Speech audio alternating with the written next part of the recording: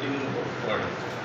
তো এখানে 3 নম্বর ওয়ার্ডের এই যে আমার পাশে বসে সবাই মোটামুটি 3 নম্বর ওয়ার্ডে আমরা অনেকেই আছে এখানে। আমাদের ওই ওয়ার্ডটা একদিকে হলো মদ্দা, আরেকদিকে আপনার চান্দা, আরেকদিকে লক্ষ্মীপুর। এই জন্য ওই ওয়ার্ডটা একটা রুট হিসেবে ব্যবহৃত হয়, যেটা সমালোচনা করতেছিল সবাই মাদকের। এবং ওই লক্ষ্মীপুর সাইডটা একটু ওদিকে বেশি হয়, ওই ওই সাইডটা আমাদের কাছে যে সমস্ত নলেজ আছে। তো আমরা চাচ্ছি মানে প্রতিকার করছি এই প্রতিকারটা। আর আমাদের ওখানে দুটি রাস্তা আছে, একটা হলো যেটা কবিরগঞ্জের দিকে যে রাস্তাটা দিয়া আগে সাবেক চেয়ারম্যানের বাড়ি হইয়া মুসলমানকে চেয়ারম্যান বাড়ি হয়ে এটা নগরের দিকে চলে গেছে, চাঁদার দিকে আরেকটা রাস্তা হলো আমাদের যে মসজিদ আছে ইসলামবাদ কালাবাগান জামে মসজিদ, এটা প্রায় 750 টাকা কাঁচা রাস্তার সমস্যা।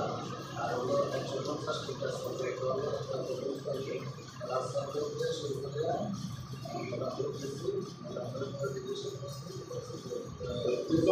রাস্তা আছে, এরকম 3-4টা রাস্তা আছে, এগুলো কিন্তু করা জরুরি প্রয়োজন, যেগুলো যেমন অবৈধ।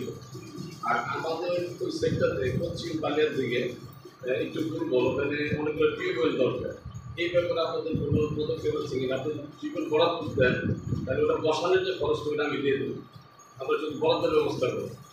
ওটা এই কীভাবে এটা করা যায়, অনেকগুলো টিউবওয়েল দরকার। সেটা একটা বাড়িতে গেছি, তারা যে পানির অভাবে কষ্ট পাচ্ছে, 3-4টা বাড়ি মিললেও একটা টিউবওয়েল নেই, এইভাবে কী করা যায়? তো আমাদের এই প্রশ্ন আসলে গ্রামের এই 3টা জিনিসে আসে, মাথায় রাস্তাঘাট, এই 3টা জিনিস আমাদের চাহিদা। আর ইনশাল্লাহ আমাদের আগে ছিল পরিস্থিতি ভালো আছে, এখানে আমাদের ইউনিয়নের সবাই ভাই ভাই, রাজনৈতিক দ্বন্দ্ব নাই, তারপরে আমরা সবাই মিলেমিশে আছি। আমাদের 3টা জিনিসের যদি সমাধান হয়, আমরা আরও সুন্দর মতন আরও ভালোভাবে আমরা বসবাস করবো ইনশাল্লাহ। এটা 2টা ইউনিয়নের সংযোগটা। এই রাস্তাটা মানে ওই জনতা বাজারের রাস্তাটাও পাকা, এই বর্তমানের রাস্তাটাও পাকা। এই মাঝখানে এই জায়গাটা বিশাল বিশাল একটা এলাকা। এখানে এই রাস্তাটার ভিতরে সবসময় একটু বৃষ্টি এলে প্রায় হাঁটু পর্যন্ত পানি কাদা হয়ে থাকে। এই রাস্তাটা খুবই গুরুত্বপূর্ণ।